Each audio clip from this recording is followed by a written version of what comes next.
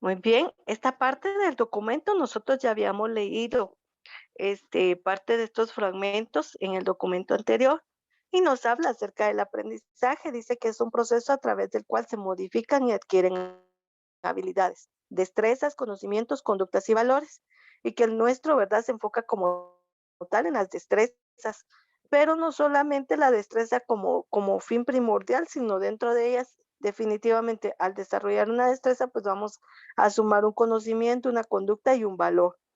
En este caso, dice, es como resultado del estudio de la experiencia, la instrucción y el razonamiento y la observación. No importa la edad que tenga en un momento determinado un estudiante, siempre tenemos que ver que el estudiante de por sí, nosotros como estudiantes, nosotros como profesores, en ambas vías, vamos a estar siempre en ese proceso de poder aprender.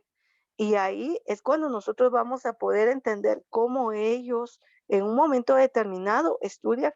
Por ejemplo, tú aprendes de una forma, la compañera Luzbi aprende de otra. Yo posiblemente por la edad que yo poseo y ya por los conocimientos previos, pues aprendo totalmente de una forma distinta a la de ustedes. Y el estudiante como tal, en su momento, como es una esponjita, va absorbiendo todo y en un momento determinado va a aprender, ¿verdad? Ya sea viendo, haciendo, repitiendo, imitando, etcétera. El aprendizaje humano está relacionado con la educación y el desarrollo personal. Prácticamente nosotros al hablar de educación, pues es la transformación que hablamos al inicio de los conocimientos, de las habilidades y de la destreza. Eso le permite al ser humano ir adaptando un grado cognitivo distinto a lo que yo les decía. O sea, ya no vamos a aprender de la misma forma. Ustedes aprenden de una, yo aprendo de una distinta. Y en algún momento, pues sí, vamos a tener casos similares, ¿verdad? Ah, sí, mire, es que yo aprendo viendo, ¿verdad? Yo aprendo haciendo. Y entonces ahí es como nosotros vamos desarrollando esta situación. Nos dice, el estudio de cómo aprender interesa a la neuropsicología. ¿Por qué nosotros siempre hablamos de la neuropsicología? Porque recuerden que son las neuronas las que se van a activar para procesar esa información. El aspecto psicológico es muy determinante. Recuerden que si, por ejemplo, en este momento yo, que estoy con un poquito de quebrantos de salud, y yo dijera, ay, miren, yo no tengo ánimos de nada, no quiero trabajar, me duele la cabeza, tengo temperatura, y etcétera. O sea, yo, mi aspecto emocional, psicológico lo voy a compartir y entonces no es lo mismo, ¿verdad? Pero más sin embargo, yo que estoy enferma y que tengo quebrantos de salud, definitivamente, o sea, eso es algo que está afectando mi organismo, más no me afecta de forma psicológica, porque en este caso yo tengo que continuar y tengo que desarrollar mis compromisos. A ello es que nosotros vamos a buscar la forma en que el estudiante reacciona, cómo él en un momento determinado asimila los contenidos, a través de qué. Vean esta parte importantísimo. Planteamientos teóricos, metodológicos y didácticos que vamos a nosotros a desarrollar. Acá entonces nosotros vamos a centrarnos en las destrezas del aprendizaje específicamente. ¿Con qué? Con las teorías, la metodología, la didáctica a emplear.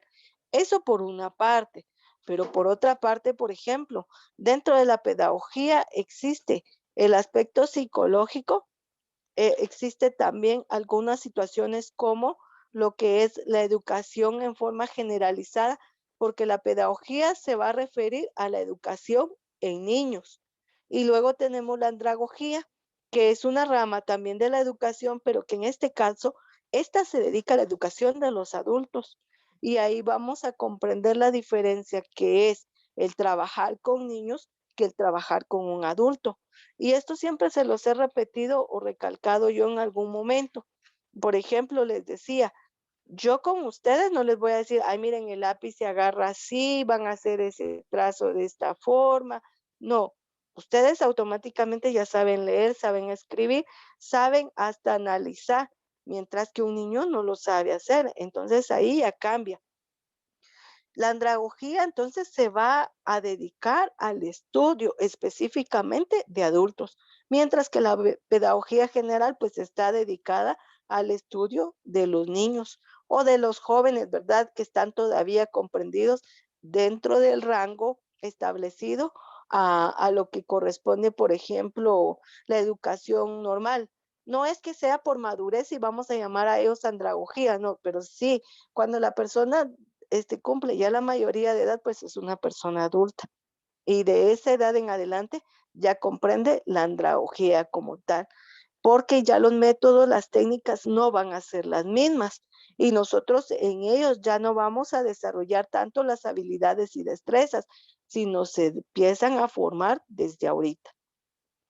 Se produce, dice, a través de cambios de conducta que producen las experiencias. Y aunque estos cambios intervienen en factores madurativos, ritmos biológicos y enfermedades, no son determinantes como tal. Dentro de lo que cabe resaltar el proceso educativo, nosotros vamos a desarrollar esto, conceptos, procedimientos, actitudes y valores. ¿En qué medida? Bueno, ahí lo vamos a, hasta tenemos varias variantes, porque en este caso, si vamos a encontrar a niños, por decirlo así, muy inteligentes a temprana edad, pues ellos desarrollan todo esto en un abrir y cerrar de ojos. Y mientras otro niño de la misma edad le va a ser dificultoso porque no ha recibido el estímulo necesario como tal. Entonces, de ello es que nosotros hablamos acerca de esta situación. En el adulto es distinto, vuelvo a repetir. ¿Por qué en el adulto es distinto? Porque recuerde que un adulto pues ya tiene mayor conciencia y ya su proceso de cognición es distinto. Y alguien también me va a decir, mire, ellos dos tienen 30 años y a uno se le facilita y al otro se le dificulta. Es que eso es así, siempre va a existir esa variación. Por eso es un aspecto también psicológico. Dice, como establecimiento de nuevas relaciones temporales entre un ser y su medio ambiente, ha sido objeto numeroso de estudios empíricos, es decir, que la práctica que se tiene en algunos momentos, pues esto viene a beneficiar. Vuelvo a insistir, perdón, a insistir, dice que el estímulo que se genere dentro del entorno es como nosotros vamos a poder desarrollar todos esos conocimientos, los hábitos, habilidades, aptitudes y entre otros elementos que nosotros vamos a favorecer a nuestro estudiante. Muy bien. Para ello, entonces, abordamos lo que es el aprendizaje en el ser humano.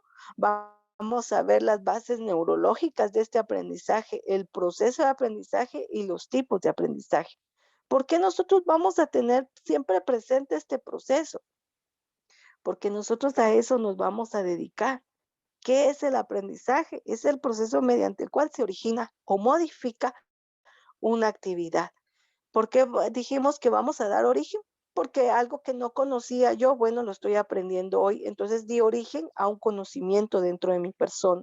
Ah, ¿por qué lo voy a modificar? Ah, porque yo ya sabía que era más o menos relacionado al aprendizaje, pero ahorita me lo está aclarando, entonces hice modificar ese conocimiento que yo tenía al conocimiento que yo estoy generando.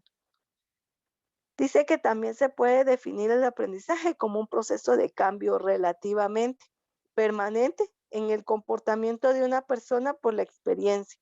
Óigase muy bien, es relativo. ¿Por qué situación? Porque usted hoy en día aprendió a ponerse los zapatos y entonces eso le va a servir a usted para el resto de su vida. No es que usted vaya a aprender de otra forma cómo colocarse los zapatos, ¿verdad? Sino ese conocimiento va a estar permanente. Cuando usted aprendió su nombre, no es que le va a servir solo para una temporada, ¿verdad? Ay, ¿cómo me llamo yo, verdad? Y solo me va a servir para algunos momentos o algunos días. No, ese conocimiento que usted forjó le va a servir para el resto de su vida. Este proceso de cambio supone un cambio conductual, debe ser perdurable en el tiempo y ocurre a través de la práctica o de las formas de experiencia. Cuando usted fue al baño, ¿verdad? A usted le empezaron a explicar cómo tenía que desarrollar ese proceso de higiene. Y a usted no se le olvida, ¿verdad? Oye, a la edad que usted tiene, mami, o sea, voy al baño. O sea, no, eso ya le quedó a usted, se le forjó en usted. Entonces, sobre eso es que trata este aspecto del aprendizaje. Dice, lo define como un resultado de un cambio potencial en la conducta, en el aspecto intelectual, en el aspecto psicomotor. ¿Por qué? Porque usted aprendió caminar y ahorita ya no se le olvida. Va a decir, ay, es que ya se me olvidó cómo caminar, ¿verdad? Entonces voy a volver a empezar. No, o sea, este aspecto psicomotor usted lo aprendió y ya lo hizo algo perduradero en su vida. El aprendizaje dice que es el cambio de actitud en una persona cuando adquiere el aprendizaje que modifica definitivamente y que esto se basa a la experiencia que se tiene. Cuando usted aprendió también a comer y a tomar la cuchara, ¿verdad? Empezó a absorber la comida con una cuchara, con un tenedor, con un utensilio. Pero eso no lo va a olvidar usted. Usted puede modificar esa situación, sí, porque ahora ya sabe que los cubiertos se utilizan para diferentes formas. Usted sabe que utiliza un tenedor para ensalada, que puede utilizar un tenedor, ¿verdad?, para sostener y sujetar un alimento sólido y que en su momento le va a servir a usted para hacer un corte con un cuchillo. Ah, ya está integrando otro elemento. Usted sabe que hay una cucharita pequeña dentro de lo que es la cristalería, ¿verdad? Dentro de una mesa. Entonces, la cucharita pequeña, ¿para qué es? Ah, solamente nos sirve para endulzar, ¿verdad? Esa no me sirve para comer, solo para endulzar alguna bebida. Y entonces yo estoy sumando conocimientos y los estoy modificando, estoy agregando, no estoy eliminando, porque no en ningún momento se me dijo, mire, ¿cómo se llama? Como ya va a utilizar cuchara, ahora olvídese del tenedor, ¿verdad? Uy, como ya va a utilizar tenedor, entonces ya no va a saber usted más del cuchillo, no, o sea, usted está integrando conocimientos de cómo en un momento determinado usted va a llevar a cabo alguna situación. Acá entonces nos dice que el aprendizaje no es una capacidad exclusivamente del humano. La especie humana comparte una facultad con otros seres vivos. La diferencia entre el ser humano tal cual es que el ser humano reflexiona, mientras otro animal no. Yo puedo adiestrar a un perro, al perro y a los gatos los adiestramos haciéndolos que salgan a desarrollar sus necesidades fecales en una caja, en un jardín, en un área. Eso se lo estoy enseñando yo al perro. Pero el perro no me va a decir a mí en algún momento, ¿verdad? Ah, ahora necesito papel, ahora necesito agua. No, o sea, estoy adiestrándolo para ciertas cosas, a diferencia del ser humano que reflexiona sobre el aprendizaje. Esa es una gran diferencia que vamos a encontrar. El aprendizaje en el ser humano consiste en adquirir, óigase muy bien, adquirir, es decir, tomar y hacerlo parte mío. ¿Qué cosa? El aprendizaje, el conocimiento, procesar, comprender y finalmente aplicar una información que ha sido enseñada a algo que nosotros necesitemos. Yo les decía la vez anterior, si yo al niño le voy a enseñar los números, yo tengo que explicarle para qué le van a servir los números en adelante. Si yo a un niño le voy a enseñar las letras, yo tengo que explicarle para qué le estoy enseñando las letras.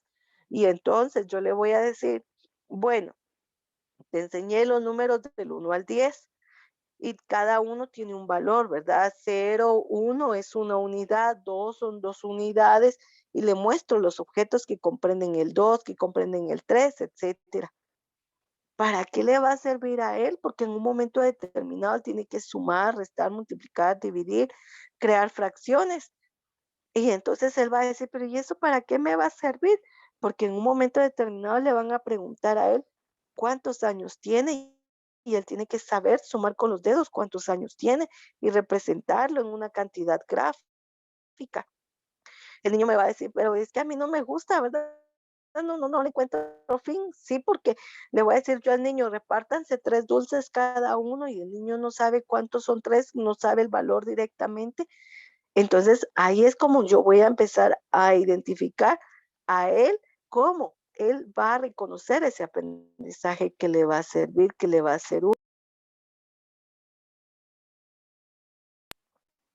El niño aprende memorístico, ¿verdad? Dice, ay, ya me sé las 5 vocales. Sí, pero no son solo las 5 vocales las que existen las consonantes. Y entonces yo le voy a decir a él que la consonante M, que suena con A, me va a servir a mí para pronunciar ma. Y si yo vuelvo a decir ma, yo voy a decir mamá. Y ya le estoy enseñando a él la utilidad de las letras ya divididas en consonantes. Entonces, todo cambio, todo aprendizaje que nosotros generemos un estímulo, automáticamente vamos a esperar una respuesta. ¿Y qué respuesta esperamos dentro del aprendizaje? Que el niño, después de que haya aprendido algún contenido, algún tema, lo lleve y lo replique a una función cotidiana como tal. La comunicación es un fenómeno inherente que le pertenece al ser humano como tal. A través de ella es como nosotros vamos a interactuar con otra persona. Por ejemplo, en este momento tenemos una comunicación y no necesariamente, ¿verdad? Es que yo tenga que hablar en otro idioma para que se entienda. Ambas leemos en lo que es el idioma español, hablamos el idioma español y nos comunicamos a través del idioma español. ¿Qué pasa entonces? La repetición de este proceso comunicativo fue lo que usted tuvo al inicio, ¿verdad? Ahí, pues definitivamente, mamá nos enseñó a hablar, nos empezó a decir mamá, papá, leche, ¿verdad? Comida. Y ya nos empezó a decir cómo formular las palabras, pero cómo lo hizo a través de la comunicación. Yo siempre les he dicho, por ejemplo, a mis estudiantes, ¿verdad? El idioma materno juega un papel fundamental dentro de la sociedad.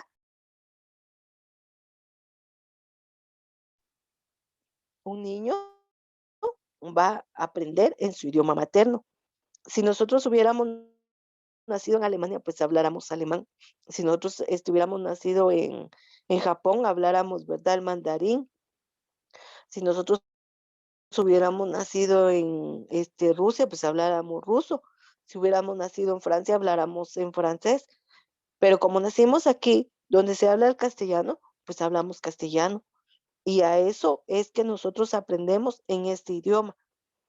Entonces, este aspecto comunicativo me viene a favorecer a mí, porque entonces nosotros ahorita si yo a alguno lo pongo a leer esta parte, pues claro, esta lo va a leer sin ninguna dificultad, porque no está desarrollado en un idioma que nosotros no conozcamos, sino está establecido en el lenguaje tal cual nosotros compartimos. Y por eso este aspecto comunicativo juega un papel fundamental dentro del aprendizaje. Dice que los trastornos y dificultades del lenguaje hablado o del escrito viene desarrollado por esa destreza y por ese estímulo, ¿verdad? De las habilidades que nosotros tanto hemos hablado. ¿Qué pasa si un niño no ve claramente?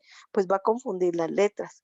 ¿Qué pasa si un niño cambia la B por la D o cambia una letra por otra? Pues no va a leer lo que dice ahí y ahí no se va a escuchar igual. Entonces eso es necesario que nosotros también lo observemos desde que el niño comienza en este proceso. Es un poco difícil de poderlo ubicar, pero no es, digamos, tan sencillo de poderlo cambiar, pero no imposible. ¿Qué pasa cuando un niño no ve correctamente? Pues automáticamente solicitamos que le pongan gafas, ¿verdad? Lentes, anteojos. ¿Qué pasa si el niño cambia la letra? Bueno, entonces vamos a estimular a que él empiece a identificar que la B es D o que la D es B, según la deficiencia que él me esté manifestando. Por eso, siempre es importante que nosotros mantengamos esa atención hacia ellos con respecto al proceso dentro del aprendizaje. Acá nos dice, las estrategias primarias se aplican directamente al contenido que van a aprender y son paráfrasis, categorización, redes conceptuales y lo que es imaginería. Muy bien. ¿Qué es una paráfrasis? Dice, es explicar un contenido mediante mis palabras y es lo que he venido desarrollando yo en los últimos párrafos. Yo no estoy leyendo lo que dice tal cual acá, lo interpreté y lo estoy explicando para que se comprenda a qué se refiere el contenido del cual se está hablando. Categorías, organizar. En este caso, cuando yo organizo mi información y nosotros, por ejemplo, desarrollamos algo, siempre trabajamos en temas y subtemas, siempre trabajamos, por ejemplo, en ideas principales y secundarias, y ese es el estímulo que nosotros tenemos que llegar a desarrollar con nuestros estudiantes. Las redes conceptuales, bueno, permite organizar información por medio de diagramas. Nosotros le llamamos a las redes conceptuales organizadores gráficos y mapas conceptuales o mapas mentales. ¿Qué pasa con los organizadores gráficos a diferencia de los mapas mentales? El mapa tiene un orden, ¿verdad? Un esquema específico en donde se establece idea principal, ideas secundarias, temas o subtemas o categorías. Hasta ahí. Para un organizador gráfico es lo mismo, solamente que ya no me lo presentan en un esquema sencillo. Un organizador gráfico es que yo me invente que voy a construir una casa y la parte de la casa es un elemento fundamental del tema. Es que yo voy a hacer una hamburguesa y cada elemento de la hamburguesa es que va a ser un tema o subtema. Es que yo voy a hacer un gusanito, ¿verdad? Y a cada parte del gusanito, a cada círculo del gusanito, yo le voy a agregar un tema o subtema. Ah, no, es que no quiero el gusano, mejor un tren, ¿verdad? Entonces, ese es un organizador gráfico. Es la misma situación que un mapa mental, que un esquema, que un cuadro sinóptico, porque esquematiza en forma gradual la información, solamente que esto, como es gráfico, entonces por eso vamos a llamarle a esa situación, ¿verdad? Un organizador gráfico. Luego tenemos la imaginería, es la información representada totalmente, en este caso, ¿verdad? Con imágenes.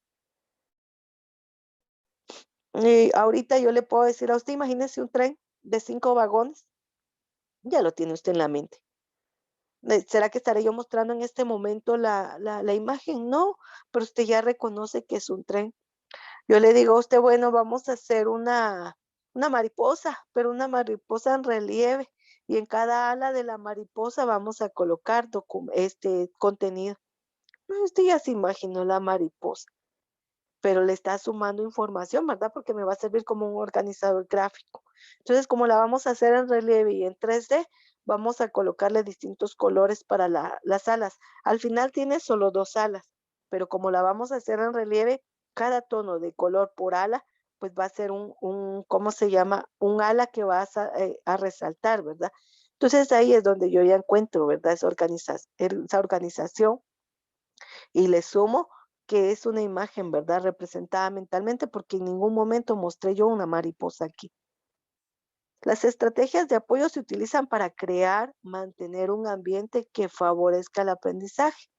En este caso, ya para nosotros establecer entonces una estrategia como tal dentro del aprendizaje, tenemos que planificar, tenemos que crear una supervisión que prácticamente dentro de la supervisión genera, ¿verdad? Un control de lo cual nosotros estamos hablando. ¿Para qué me sirve a mí una planificación? Una planificación es una guía, es una bitácora, es un medio que me va a permitir a mí desarrollar paso a paso lo que yo deseo alcanzar. Entonces, acá se especifica qué momentos vamos a tener para desarrollar el aprendizaje. Y una planificación siempre tiene 3 momentos importantes: el inicio, el desarrollo y el final. Algunos le llaman inicio, este, ejecución y lo que es el cierre. Pero el término no varía, ¿verdad? En relación al contenido, o sea, significa lo mismo. Vamos a desarrollar un tema, entonces vamos a iniciar con él, vamos a ejecutar nuestro tema tal cual y por último tenemos un cierre. La supervisión, en este caso, también es una valoración o una evaluación que se hace en todo momento, desde que iniciamos hasta que finalicemos nuestra actividad. ¿Cómo podemos desarrollar una evaluación viendo, oyendo, escribiendo, haciendo, hablando, etcétera? ¿Cómo lo hacemos? Cuando yo pregunto, ¿verdad? Bueno, ¿alguna duda? ¿O qué es entonces la paráfrasis? ¿Qué es la categoría? A ver, dígame, y ya usted me responde. Estamos hablando.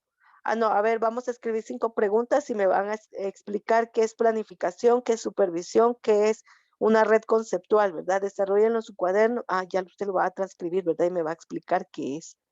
Entonces, en todo momento nosotros realizamos una supervisión y a esa supervisión también podríamos llamarle nosotros evaluación. Muy bien, ¿alguna duda con respecto al? No, señor.